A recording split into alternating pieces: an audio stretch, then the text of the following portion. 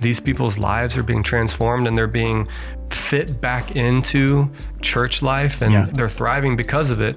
And yes, it took us a lot of work to figure out, like, what does it look like to train people and ask people to take time out of their week or month or year to help someone who's suffering. But I think it's worth it.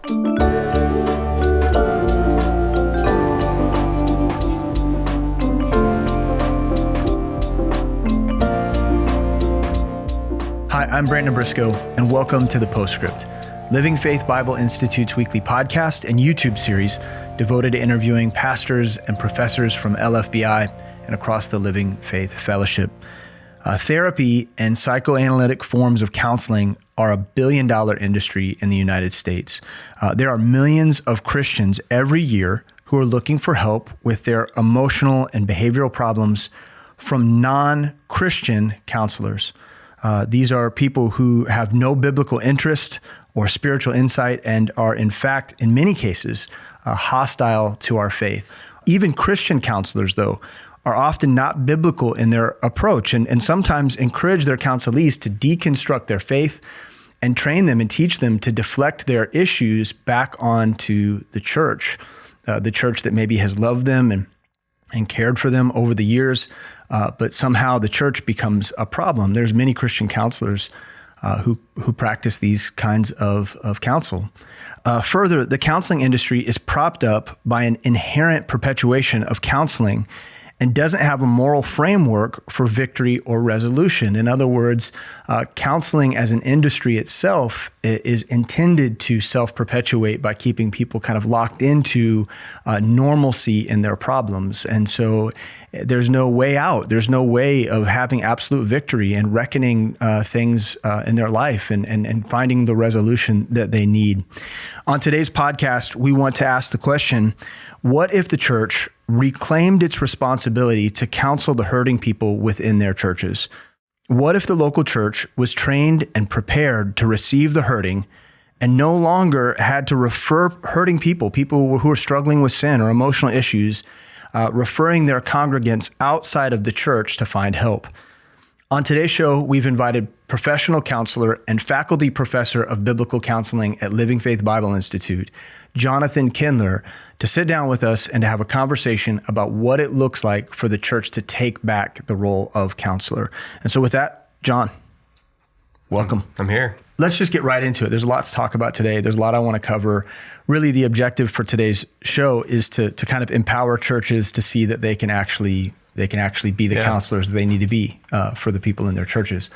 But how did we get here? Could you paint the picture for us a little bit about the history of counseling and how the church came to a place where they were referring their congregants outside of the church to go find help and promoting, or at least propping up or facilitating the huge industry of therapists to just kind of encroach on their territory? Yeah, it is huge. And the first thing that comes to mind is a scene in The Simpsons. Is that too irreverent to reference? I think it's okay. This is what comes to mind. I haven't seen the movie in a long time, but there's this scene where I don't know what was going on in the movie, but they were like dropping like a big glass dome over the city of Springfield. Okay. Yeah. And so they're like zooming in on different people reacting to this in horror.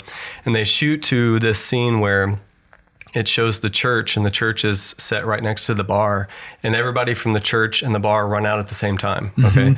And they all look up at this dome coming down over them, and everyone that was in the church runs out and runs into the bar at the same time. Everyone in the bar runs into the church.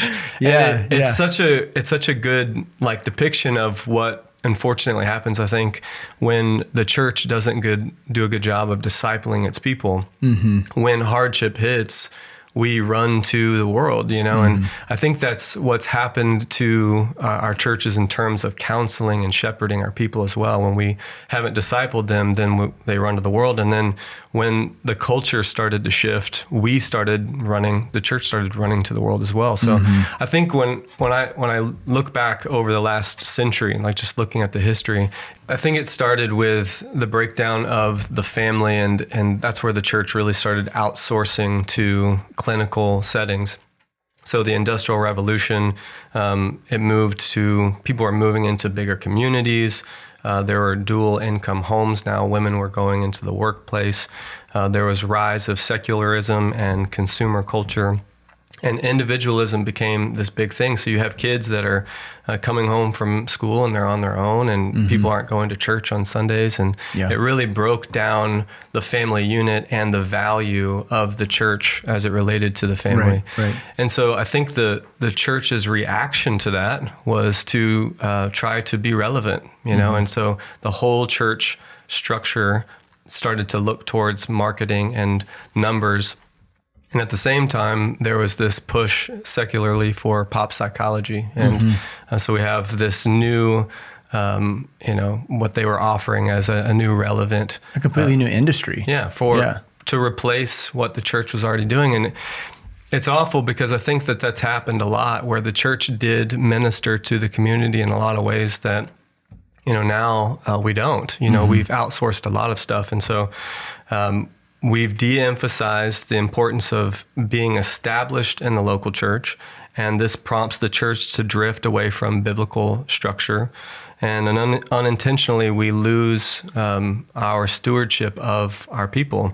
And unfortunately, when we've done that, we feel insecure in our ability to care for their mental, emotional, and spiritual needs. And I think most churches of every denomination have witnessed and seen this and experienced this. Someone is hurting in a way that no one knows how to or has time to address. And so it's much simpler to refer them to Christian counselors. And so they feel better about it because it's a Christian counselor, right? But we don't know what that means, right? The same way people use the word Christian, in culture, and they wear a cross around their neck on a gold chain, and we just assume that Christian is Christian, and it's not. And so we see church members sitting down with Christian counselors who are getting unbiblical counsel because in those settings there actually isn't an authority.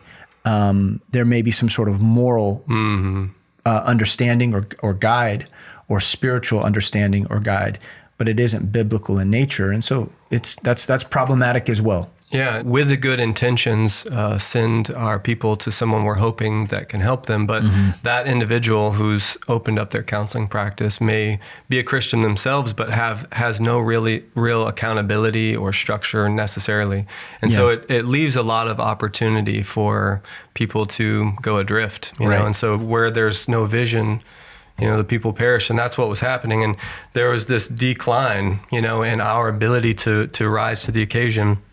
And I think the main thing that just strikes me as a counselor, I have a counseling practice, and I see people come in and I work to help them, but I recognize my limitation, my ability to meet once a week with this person pales in comparison to the holistic work that the Bible-believing local church can have on one individual's life. Yeah. And so I think it's essential for us as the church to reckon with that and to realize that there is a desperate need for the people in our community, but also the people within the body. That people are naturally going to be going through hardships and suffering, and we have to prepare ourselves to really truly be able to meet them and communicate what God's word says about their real life. Yeah. We've talked about this before, the idea that your profession, your job, your business exists because really the church has failed in recognizing what they bring to the table in terms of counseling. Right. I mean, meeting with so many Christians in particular, right? Like the non-Christians, that's a failure in our ability to evangelize, right? Yeah. But the Christians that come and see you, that's a result in many times as a failure of the local church to actually draw that person into worship, discipleship, ministry, fellowship and Bible study, training, the love and joy and the peace that comes with being with other brothers and sisters in Christ who are worshiping the Lord. You can't provide that, right? You can't, 30 minutes once every 2 weeks or once a month cannot possibly supply the need that person has to actually see transformative change in their life, I think is what you're getting at. Right, absolutely. So when you ask the question, how do we reclaim this? It's like we need to be able to establish people who are focused on this intent, right? To be established in God's word, holding fast to the scriptures, utilizing ministry to build individuals who can meet with those who are suffering and become a refuge for those facing the hardships that are in their life. And then we want to reorient them and reestablish them back into body life. Yeah. And so, churches aren't necessarily equipped to do this. They have a desire maybe, and they maybe have all of the resources in place, but maybe don't know how to approach the strategy, methodology, preparation for reestablishing a biblical counseling ministry. Now, in our church, we both attend Midtown Baptist Temple. We both work for Living Faith Bible Institute. But there's a story of how our church established a biblical counseling ministry. We haven't always had one. And I think we can use maybe that narrative, that story of what we experienced together, working together to establish that ministry, to help inspire pastors and leaders in other local churches to consider that this is a real possibility, that they too can have counseling ministries that help meet this need. And so if we could just go back in time, give us a little bit of the history of how we decided, how we determined at our church at Midtown Baptist Temple that we needed a counseling ministry and what it needed to achieve. Well, I think it started with a verse. I remember walking up the stairs to the lobby right outside the sanctuary, and you were standing there, and you're like, "Hey, you need to see this passage." And you handed me 2 Timothy 2:24. And, the servant of the Lord must not strive, but be gentle unto all men, apt to teach, patient in meekness, instructing those that oppose themselves. And this became this anchor and kind of a guidepost for what does it look like. This is the role, the servant of the Lord is the role of the biblical counselor. And so we really that was a lens that we were looking through when we were seeing the body of believers, like those that needed to be recovered, right, from what they were ensnared in. And as the church body grows, naturally there's more people that are going to be ensnared, going through hardships and so we were noticing the need for that and kind of grappling with, like, what does it look like to minister and care for these people? It brings to mind Moses, in Exodus 18. He's talking to his father-in-law or his father-in-law confronted him, really. It was like morning till evening, Moses was inundated with counseling situations. People of Israel, like, coming to him for wisdom, and he was making judgments on what was going on. And his father-in-law was like, "Man, what are you doing? You're going to wear yourself out. This is too much. This is too much for you." And so he encouraged him to train people, right? And so that really became like the guidepost, like, okay, so we need to train people who actually can sit with people and make judgments, counsel people that are going through hardship. Yeah. And, speaking as a pastor on the staff here, the ministry, the counseling load can be exceptional. And, when it rains, it pours. So, you can have in a week 5 to maybe 10 people contact you and say that they need to meet. They need to meet it. They've got some sort of issue that they're dealing with. And then because as the pastor, you're given to preaching and prayer, and then also just general shepherding of the flock, right? Those are the job requirements. If you're meeting with individuals for 30 or 40 or to an hour a pop, 5 to 10 times a week, suddenly it's your like, week when do you have vision for anything else? It's a very, very difficult thing to do. And so then you have all of the staff pastors are going through this. What we were envisioning was something that would both meet the need of the people, but also meet the need of the pastors. Because we needed something that would relieve the pastors of the amount of counseling that they were going through, but it had to be at the quality and the level that a pastor might be able to counsel. So that was really the dilemma. And then it was a matter of like figuring out, well, how are we gonna do this? Because we didn't necessarily we both recognized that there was kind of that culture of I can counsel, and it was the type of counseling that wasn't meek and it wasn't patient. And And so we knew that there was a bit of that was inherent in the view of culture that a lot of people had. We wanted to create something that had patience built into it, that had shepherding built into it. And so we knew that was a hurdle. I don't know if you remember how much we talked about and thought about that. Oh my, yeah. And it's an important thing. Unfortunately, the church and even the term biblical counseling has this negative connotation in the world, which is devastating. It's devastating because the church is to be, we're supposed to be this city on the hill. We're supposed to be a light. Yeah. Right. And we're not, the world is going to hate us, right? The world is going to hate us. But when people are suffering and the world falls on people, we want the church to be the place where people seek refuge, So in terms of looking and thinking about building a counseling practice, we want people who are that servant of the Lord that are gentle and patient, but apt to teach. Yeah. So, in terms of how things progress from there, we kind of discovered that the first thing we needed to do was recruit. Now, the good news is we already had the Living Faith Bible Institute, and we had an introductory class on biblical counseling. Right. And so this helped us. It became kind of the entry point by which we measured who had at least gotten some training in this area, and we began to recruit from there. And so to maybe talk a little bit about the recruiting process. And I want to make parallels between what other people in other churches can do, what they're capable of doing in terms of finding people that are fit for this kind of work. Yeah, so I think we started doing that in like 2016, where we sat down and we're like, okay, so what would it look like for us to build something like this? We saw a need. We saw that the pastors were overloaded. You're talking about like how many hours.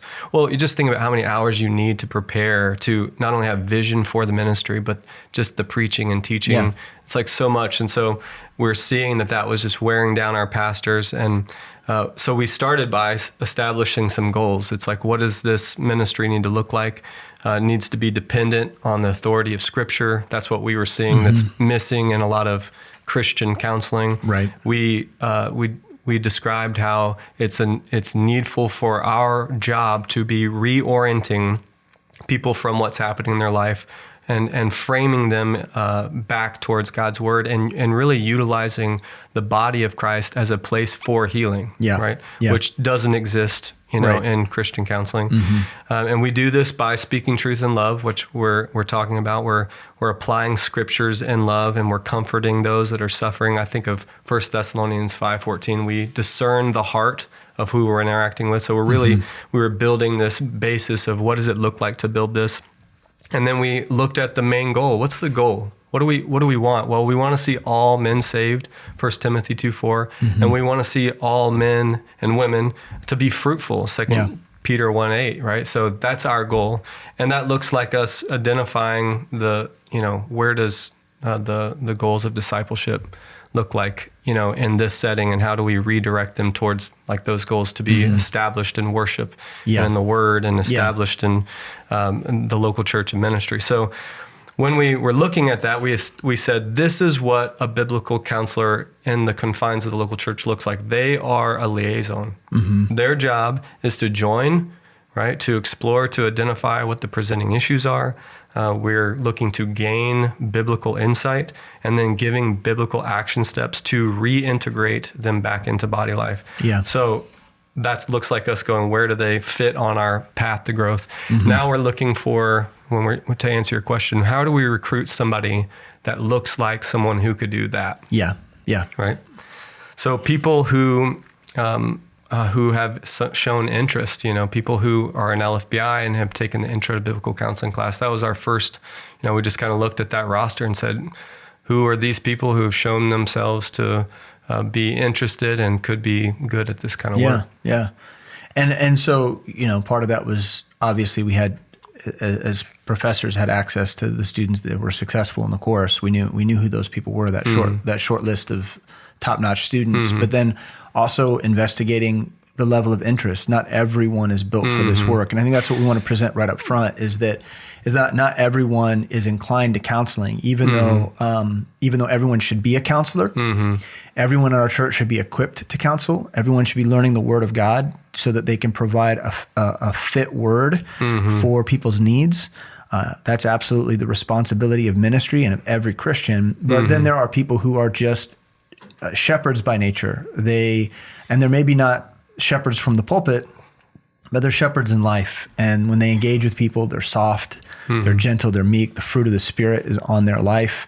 And they're patient, they're listeners, And so these are the kinds of things that we were looking for in the recruiting process. Yeah, it looks like, 1 Corinthians 4:15, it says there's 10,000 instructors, but we need fathers. And that's what a counselor is. It's a mother and a father. It's somebody who's, is wise and discerning and encouraging and empathic, that they have the ability to think and feel their way into their disciples' life or their disciples' life. Yeah. And they're able to teach, they find practical ways to communicate maybe difficult ideas, and they're nurturing, they're shepherding and merciful, so we're looking for these people who are not only that are walking in faith, but they're faith-filled, right? And so that's really where we're looking at that roster and trusting God to build maybe something meager and small at first, just something that we could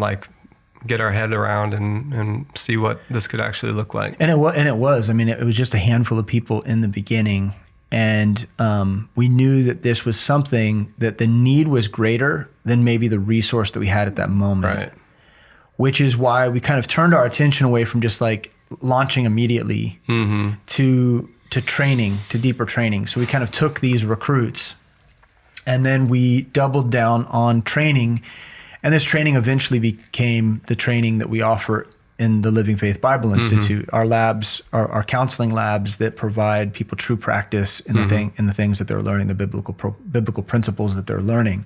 And so maybe talk a little bit about the training process and what we brought those recruits into, and what we sought to teach them right off the bat. Yeah, so if the intro to biblical counseling class is is theology, right? Of what does the Bible say about what does it look like to be a shepherd counselor? What is this? And then the labs would be more of the methodology. This is what we do, right? Yeah. And so the first lab is we're making our way through the self-confrontation manual, and so this gives us hands-on, just practical application of God's word on presenting issues in people's lives. And one of the things that we do in that class that it really puts people in the position of counseling is we're teaching them practical communication tools. This is what it looks like to sit with someone. This is how you sit. This is how you listen actively. This is how you speak. This is how you explore presenting issues. This is how you engage and communicate insight from God's word. This is how we turn that insight into action steps.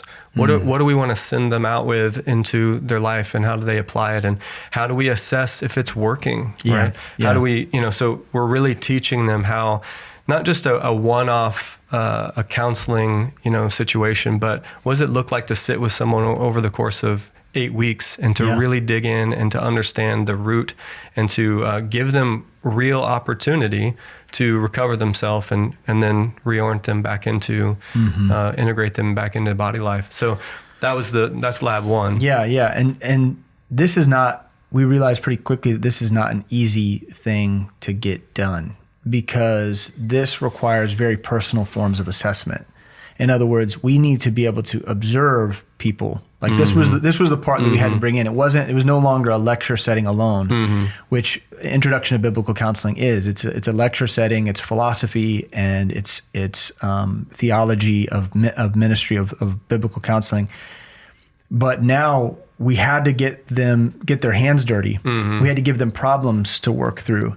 And then we had to listen to see if they were actually learning and applying the things that we were teaching. And so talk about that feedback mechanism that you developed and how that works in we do this in lab 1, 2, and 3. This is something that we've incorporated in each of those settings. Right. Explain that a little bit. Well, it progresses throughout the labs. Initially, we're introducing to them just the idea of different counseling scenarios. And so we walk through just like this situation, and we let them work together in groups to see how can we apply these tools, and we do, in class, like models. Like, so I'll sit with somebody and we invite somebody in and I counsel them in front of them. We do timeouts and we talk about what could we say here? What does the Bible say about this situation? So it is very practical, how can we really apply God's word to people's life? And so then we assess them, when it gets into the later labs where they're doing mock counseling with another individual in the class, and we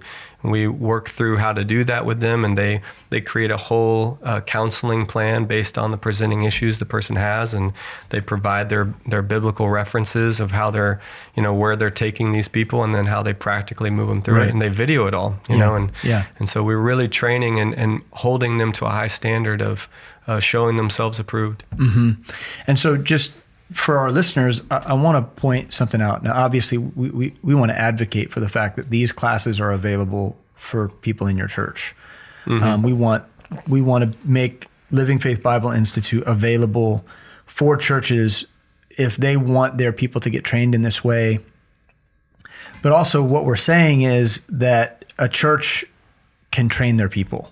The beauty of LFBI is that we want to help you with that. And so even if you want to take a different path, it may be in your church, it's not feasible for you to do all this training. We want to help do the training for you and alongside you. But in the case that you do have the resource and you do want to build something like this in your church, you want to be able to train your people, we want to stand with you in that, and feel free to reach out to us. We'd love to provide you with the curriculum and the things that we're doing. We want to see churches build counseling ministries. Right. And so know that it sounds daunting because we took on a huge task, but any church could do it if they really set out to do it. Yeah, I mean, I think the main thing I want people to hear is that, like, as we talk about it and you're honest with yourself as a pastor, as a leader, as a discipler, you have to see that there's a need. And so, it does feel overwhelming, it's uncomfortable. Like outsourcing something, when, we just remodeled part of our house, and it's like, I definitely outsourced peeling the wallpaper because I don't want to do it. Yeah. You hired a contractor to help. Yeah, I'll pay you whatever, because I don't want to do that. Right. And I think that's true for us too. Sometimes it feels so uncomfortable to sit with people who are suffering that we outsource it, and we kind of tell ourselves that that's going to be okay. And it might be, it could be, but it might not be, and our people are worth it, to be able to minister to them. And I think we've seen the fruit of it too. It's blowing my mind to see, training up. I met with one of our counselors yesterday. We do a supervision each month, and met with one of our counselors, and just to see what God's doing in our counselor's life. And I'm just like so encouraged by how this individual is pouring into multiple people in the body, and like these people's lives are being transformed, and they're being, fit back into like church life, and they're thriving because of it. And yes, it took us a lot of work to figure out, like, what does it look like to train people and ask people to take time out of their week or month or year to help someone who's suffering. But I think it's worth it. It absolutely is. So whether it be someone, join us in LFBI, or if I can just, email you all of what we have, and you do it on your own. Yeah, it's worth it. Either way, we want to see local churches thriving in this area. Now, we've talked about kind of training, introduction to biblical counseling, getting someone who is going to counsel, get them really established in what the Bible says about this topic and about the big issues, about how to approach counseling from God's word. Then we did advanced training. We established labs, lab 1, lab 2, lab 3. We talk about addiction. We talk about relationships. We talk about depression and grief and anxiety. And we work through that. We model that kind of counseling. We teach people a manner of counseling. We teach them a methodology of counseling in that setting. We're even developing things like a capstone for people who are really serious about counseling, who want to do research in the area of biblical counseling. We're beginning to build classes that build that kind of move a person down a long-term path of ministry. And so that's all really wonderful stuff. But to get back to how it affected our church itself, we had these people now that were equipped and ready to begin. But we had to build a framework to draw the people that need the counseling into that structure, right? Like we couldn't just open the floodgate and announce it on a Sunday morning. Hey, everyone, we've got a counseling ministry now. Right. Everybody line up. Everyone who's, sad this week, line up and come get counseling. It couldn't be like that. Right. So we had to create a structure that began with referral. And so maybe talk to us a little bit about the referral aspect of the counseling ministry. Right. Well, so right now we do in-reach, so we're ministering to Midtown, and we really want it. So we want to be a liaison. The counselor's a liaison. We don't want to replace any authority in the church. I think that's one thing that's difficult for pastors to starting a counseling ministry is it's like, well, this is my flock. And it's like, you're right. Yeah, you have to be a little bit hands-off. You have to really trust the people that are going to do this. And so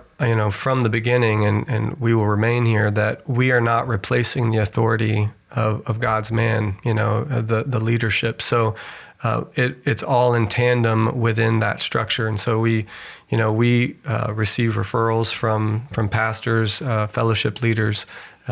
We found a way to create like a form that people could fill out online to request it. But within that document, there's that structure connection where they communicate what fellowship they're in. And so the way it works is, just to paint the picture for the listener,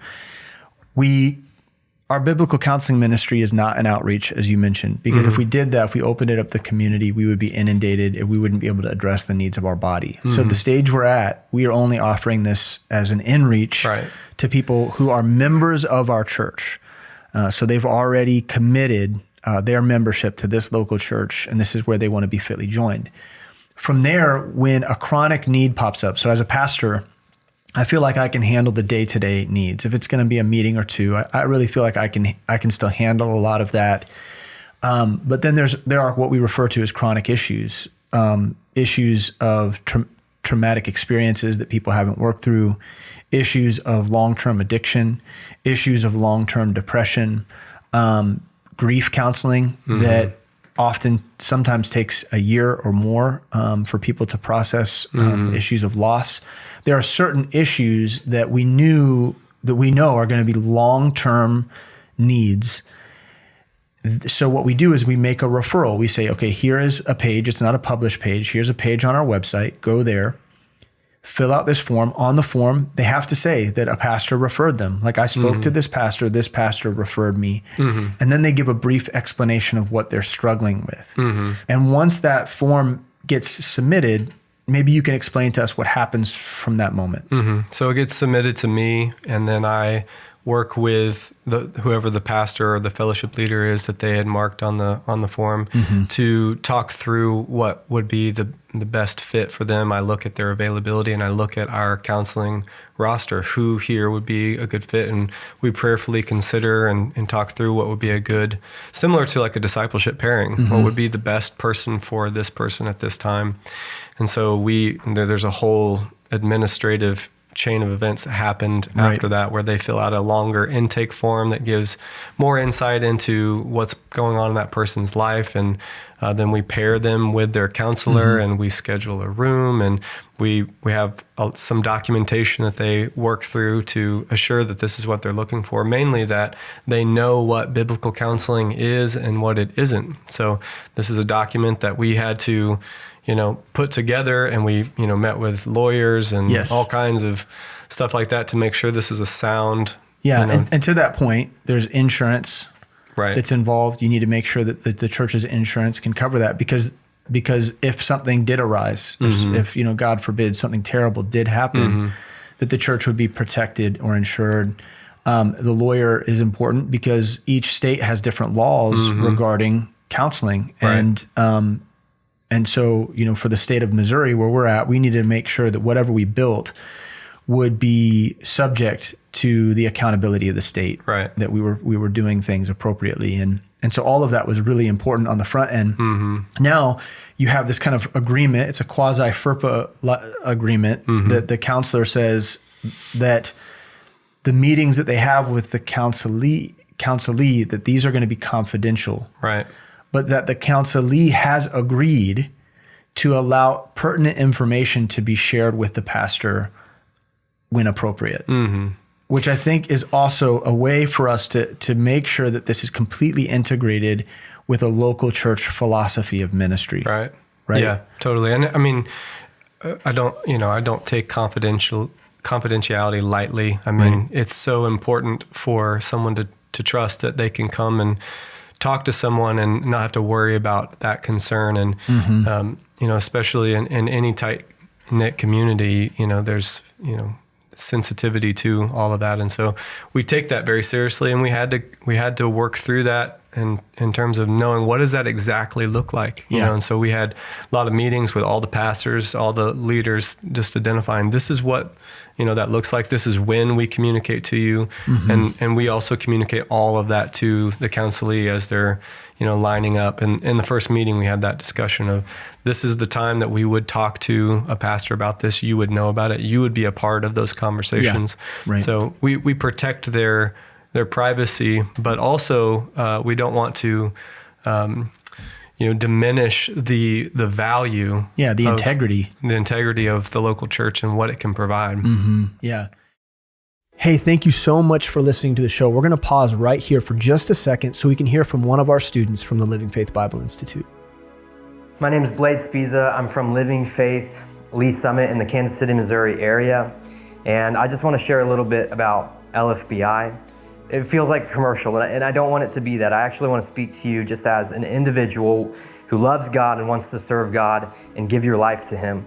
LFBI, though it may seem academic, is actually an opportunity for you to have an intimate walk with the Lord. And you go through discipleship, you get involved in ministry, and as you continue to grow, God gives you stuff, and you begin investing in people. And a lot of times, as you begin investing in people, you fail to get fed yourself. And so I know for me, as a growing leader in ministry, I've found seasons in my life that are really dry, and LFBI has been amazing for me just to be reminded about how awesome the Word of God is and how faithful God has been and how perfect God's Word is for me. And I would just encourage you this semester to take on a little bit more. Maybe you're thinking, I don't have time. I'm so busy. I feel like I'm just doing too much. I want to encourage you that LFBI doesn't have to be academic. You can actually approach God's Word devotionally in that time and trust Him to speak to you in the quietness of a classroom setting. If you're on the fence about LFBI, I just want to encourage you to get started by signing up for a class. If you've never done it, I encourage you to hop in maybe to a Bible survey class or foundations.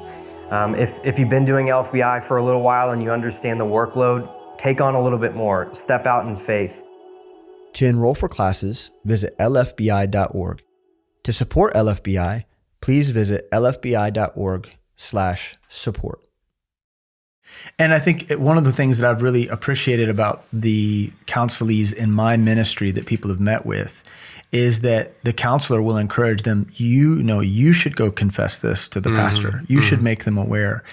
And so what it does is it produces very acute conversations. The counselor has already worked through a lot of the baggage and the difficulty of what this person's struggling with. Now that this person realizes, oh, here's the dilemma, here's the area of repentance, here's the area of incongruence, then the counselor can say, hey, you know what you really should do is you should go bring that to your pastor if it's necessary, bring that to your pastor, confess that thing, and then let them help you in what the next steps look like. We want to involve your pastor in your progression and your growth. Right. And I've really appreciated that. Other times these meetings happen and I know that they're happening, but I don't know anything about them. And then the person comes out on the other side and I've had very little conversation with them about it outside the referral. And then you see joy, you see victory, you can see complete reconciliation. Man. You see people ministering in a way that they weren't before, lives changed. And I, outside of just pastoring them as a father in the church, I can see that the body did what it was supposed to do. Amazing. It is amazing. It's a wonderful thing. I mean, the addition of this ministry has really revolutionized my work as a pastor. I work with 20-somethings, and a lot of them are struggling with all the things that we just talked about, all of the problems. Like, it's all there, and they're very impressionable, and they're hurt, and they're malleable. And to have counselors I trust come alongside us and help me with this work, it's been incredibly valuable, and it allows me to focus on the mission, right? The mission in terms of the outreach. And now I've got more ministers to help me with that work. Amazing. Right? Yeah. So they're not sidelined anymore by the hardship they're going through and limping along. And that's what it's devastating, because this isn't even just a church thing, but this is just our culture is that we front all the time. We're always putting on a facade that everything's okay. And we bring that with us even into the church. And I'm grateful for that I don't feel that culture here in Midtown, as I hear that a lot, because I ministered a lot of people I counsel people who go to all kinds of churches. And I think there's an openness here that I haven't experienced at other churches, but nonetheless, we are prone to hide. And so to be able to meet with someone within the body, and that person, so the counselor is able to encourage them, to provoke them towards loving good works, and to encourage them to reconcile relationships, forbear what's happening in relationships, to bring some confession or just to communicate, like what's happened in their life and how God's transforming it. It opens up the channels of the relationship that we have, and we can be unified. We can walk in one accord, and so no longer are they sidelined, but they're ministering now. Yeah. They're in the game. Yeah, and just to illustrate that further, I got an email just this last week from a young man. For a long time, I worried about just his ability to understand why he struggles, right? Like getting him to learn to articulate clearly where the areas of difficulty are for him. And so we've had meetings and after meeting after meeting, but over time, he's really learned to discover how to clearly communicate with transparency areas of difficulty in his life. And so this week I got an email from a guy who he just honestly and clearly said, "Hey, I finally have words for what I've been struggling with. This is it. Now that I know it, I can be accountable to you, and I want to be." Wow. Email over, right? And so now I'm in a complete position of I can actually lead this person in a way that we both have words to explain what he struggles with.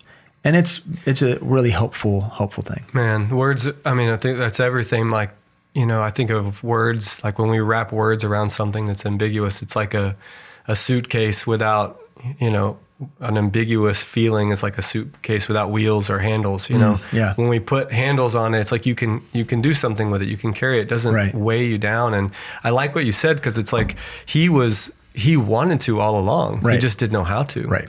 And it allows us to do Philippians 4. When we know what's going on, when we can wrap words around it. Philippians 4 says that we can be careful for nothing, but in everything with prayer and supplication, thanksgiving. Yeah. Right. Now he can supplicate. Before he's just being anxious, just caring about it, like what's going on. So he can access peace that passeth understanding. Yes, absolutely. Yeah. So further, just in terms of explaining the procedures and the processes, when our counselors are meeting with the counselees, they document the work.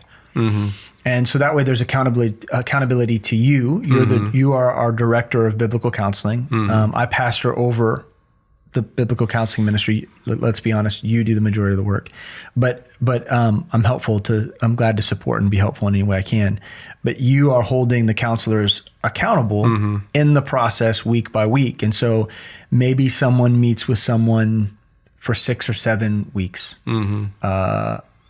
over a 6-month period. Maybe someone meets for a year. Maybe someone meets for a year and a half, once a month for a year and a half. That's the commitment. How do they determine that commitment, and how are they exactly accountable to you in terms of the documentation? Yeah, so this has been, I would say, one of the most challenging things of how do we create this kind of structure that's sustainable and accessible, so we've done a lot of work to have the tech behind it to where we have everything confidential and it's behind multiple passwords and all that kind of stuff. Walls and accessible to all the counselors, but not accessible to everyone. It's just been like a thing that we've had to figure out. But in terms of the protocol, they create documentation for each meeting, and that all gets filed away. And if you think of a file cabinet, it's like a cloud-based file cabinet that they keep all of this in.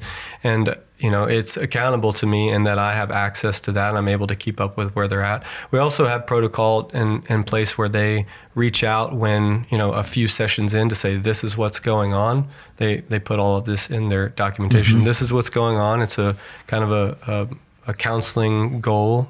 These are the things that we're going to be working on. These are the objectives. This is kind of the presenting issue. This is the root issue. And these are the ways that we're anticipating plugging them in back to the local church. And so we're looking to assess like how that progress is being made. And then we determine what that will look like over time. So generally speaking, we talk with our counselors about the 3 stages of counseling. We have exploration, insight, and then action. And if you think about that happening all in one meeting, you explore what's going on, we gain biblical insight, we communicate it, and then we give them action. That also happens over the lifespan of the counseling relationship. The beginning is more exploratory, insight in the middle, and then towards the end, it's lots of action. All action. We're just trying to find behavioral patterns. Right. How can we apply what we've learned in God's word to challenge, the illegitimate solutions that you had previously. And so that can look differently for, different presenting issues and different people, so it could be, a 2-meeting situation, or it could be, 2-year situation, and we need to assess that, as we go along. I think what we typically do is we meet consistently at first, weekly, until we really start getting traction, and then we move it as quick as possible to bi-weekly, and then monthly, and then to as needed. And so, and just kind of checking in when, periodically to make sure that they're moving in the right direction. You've already hit on this a little bit, but just for clarity's sake, what does it look like for a counselor to discover that a counselee has resolved their issues? Like what does victory look like? I know it looks technically, it's circumstantial because it looks a little different for every person depending on what they're grappling with. Sure. But as a whole, what do we look for in order to know that someone is finding resolution and that they're ready to maybe terminate the counseling relationship? Well, one thing that always comes to mind is we know it's working when they're worshiping, so when we see the fruit of the Spirit in their life, we see the goals of discipleship in their life, we see them applying the homework, the action steps, and it's implementing fruit in their life. And we start to see that they're not coming in distressed. And so immediately when they are coming in and they're not overly distressed, then we already are starting to turn the corner to, kicking them out the nest, right? Because we don't ever want to be their, we don't want to enable them. Right. The way that secular counseling does. Right. Because what you're saying is immediately what I'm thinking is in the secular counseling setting, or maybe in a Christian outsourced counseling setting, what a lot of counselors are looking for is this person happy, and are they less anxious or less depressed? It's a completely different set of goals than what you're describing. Like, are they fruitful? I mean, that's not a question that a secular counselor would ask. Is this person fruitful? Is this person worshiping? It's a completely different set of objectives. And when we begin to see those things, then we can say to ourselves, man, God's been at work. The Spirit of God has been at work here. The culture of therapy is, it's good job security. I'll say that. I mean, it's kind of like, it's become like you're their guru. It's like a weekly check-in where they, and this is not everyone, but this is kind of what it's becoming, where it's like everybody has a therapist. This is the place where they talk about what's going on in their week. And, I'm not minimizing that work. I think that I think that there are people that are suffering and that we need that kind of support, but it's becoming this thing that isn't anything like biblical counseling. Right. And so what we're looking for isn't to make sure that nothing bad is happening in their life. In fact, it talks about in James, it's like, you're going to go through hardship. Yeah. Romans 5, glory in tribulation. Why? Well, it produces something in your life. So we're not looking to see that hardship isn't happening. And in a secular setting, well, they're always going through hardship, so you always need me, right? And I'll be here. Right. And in our case, we have the most significant holistic in-treatment facility for free forever right here. Yeah. Right? So my job is not to be your guru. My job is to help you rehabilitate and then get back in the game. Yeah. Right? And so that's the main thing. And so we're always looking to see, can you play today? Yeah. Right? Can you really, because you're not, it doesn't work well for you, for me, or for us, for you to be sitting on the bench. It just, it's not going to be good. Yeah. That's really good. And like I said earlier, we're seeing those outcomes. We're seeing people get victory, and this is not a perpetual. These counseling meetings aren't perpetual. There is resolution and there is application being had, and people are getting back into the game, and they are doing ministry, and they're being fruitful in a way that they weren't before, and that's the testimony that we have surrounding that ministry. So, just in terms of further explaining the work of continued training, right? So, walk us through what you do in lab 1, 2, and 3, but then also talk about your quarterly meetings and how that plays into the ministry team itself. Like you have regular check-ins with the team to reinforce things. Explain how all of that kind of works together.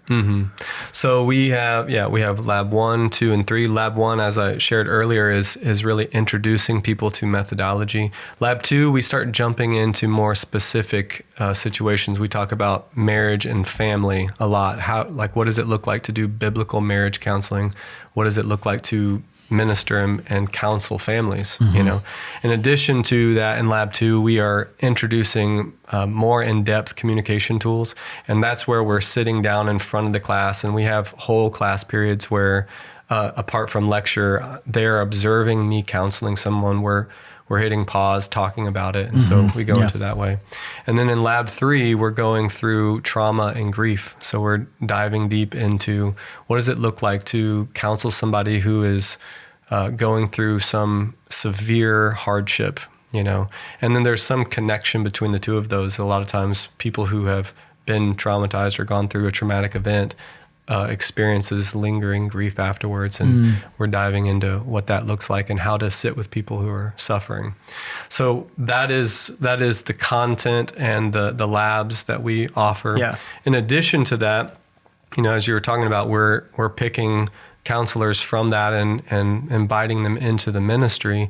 And there we have a quarterly meeting. We call it our refresher. We actually have it tomorrow, where we sit down and we talk about relevant topics. A lot of it's open-ended for us to be able to discuss what's happening in the counseling ministry, how to practically apply different counseling communication tools. So we visit different topics in that setting, as well as just the administration of the counseling ministry. And then we also do monthly supervisions, and that's an open-ended meeting, Zoom meeting, for anybody in the ministry to jump on and talk about what's happening in a counseling situation. Again, those are all confidential, so we're talking vaguely about the individual, but really getting into understanding and conceptualizing what's happening. What do I do if they have said this and this is the issue? I don't have a full understanding or perspective on what to do next or what to say next. Can you help me walk through that? Yeah. Right. And I really enjoy those too, because it's opportunity for us to develop them as a counselor as well. So understanding what's happening for them in those settings, and working through refining them as individuals. And so it's an enjoyable time to sharpen. Yeah. What does a church do if they decide that they want to have a biblical counseling ministry? Now, we told them our story and how we went about training, but what should they do? Can they reach out to you? Do you have do you have information that they can have? I mean, I basically want you to tell them how open-handed we are. Yes, Yeah. yes, please. The first thing I think, every church is different, every community is different, and we first need to assess the need. It's like, look at the flock, see what they need, and trust God to start to put the pieces together. It can feel daunting. We just want to help. I feel personally invested in this because of, just what I see, every day in my work setting. At Sound Mind, we get to help people, out in the world. It's an opportunity to minister to people of other communities, other churches. But I see how limited it is. And my heart is for churches to really take back this thing that we've lost, the ability to counsel our people. So we really just want to help. You can reach out to me at jonathan@soundmind.live. You can email me. We can talk. We can set up a meeting just to talk about it. We can send you the material we have, or you can, join us at the Institute. Yeah, jump in. Yeah, and I think from my perspective, I think that if you don't know what to do, a great place to start is just by taking classes with us and seeing fully what we're talking about. Our time together today is no replacement for the actual training itself. And so for leaders, pastors and leaders to get trained in this will be incredibly helpful for them to know how to build out something themselves. And so that's the invitation as well, is we would love for people to join us and get training here if that's the necessary next step. Yeah. The main plug would be, come join us. I'd love to have you in class. I'd love to get to know what's going on at your church and to help in any way we can. We have the intro class and the 3 labs, and we're building more classes as we speak. And so it'd be a great way, even if you're not, maybe you already have a counseling ministry at your church, or maybe you want a training arm for your church, for your counselors. We'd love to be a part in any way possible. So lfbi.org, sign up, and would love to have you. I think the labs are cool online. We have integrated it to where people can participate live, and it works surprisingly well. Everybody's involved. And so even if you're not in the Kansas City metro area, don't be shy. Right. Yeah. And I think that's one of the things we should probably point out, is that the labs are not archived, that you can't participate throughout the week the way a lot of our other LFBI classes are. In the lab setting, it's required attendance, live attendance, because we want to have that engagement with you. So interactive. Right. You have to be there. We're talking, through things as we go. Yeah. So. But that's the beauty of it. That's the value of it, is that you're getting that in the moment feedback. And I really think you've done a phenomenal job. You and Josh O'Hora have done great building those classes. As someone who's working with the academics of the school, I'm very pleased and happy with the direction of the program. And so thank you. And thank you for being here. Thankful to be a part. Yeah. Love you, bro. Love you too.